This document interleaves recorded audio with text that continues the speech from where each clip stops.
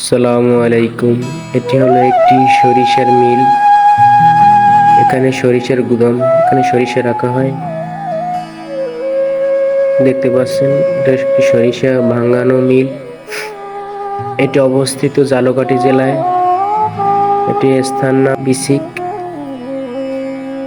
এই ঘানিগুলানে সরিষা দিয়ে সরিষার তৈল বের করা হয়। দেখতে পাচ্ছেন আপনারা ঘানিগুলান কত সুন্দর।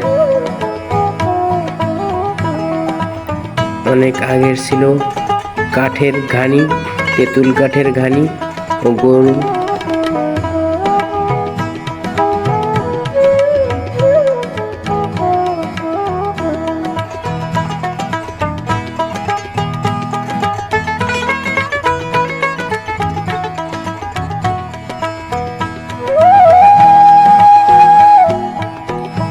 এখন এটি হলো ফিল্টার করার স্থান। এখান থেকে সরিষার তেল ফিল্টার করে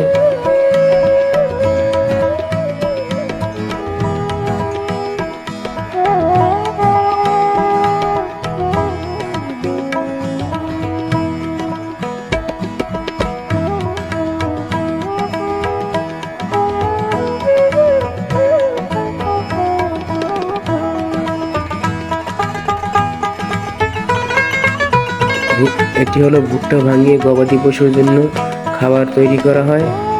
এই দেখুন একটি মোটর লাগানো আছে উপর থেকে। এই একটি মোটর এখান থেকে যে উপরে নিচে দেখুন এই হলো ভুট্টা বস্তা ভরা।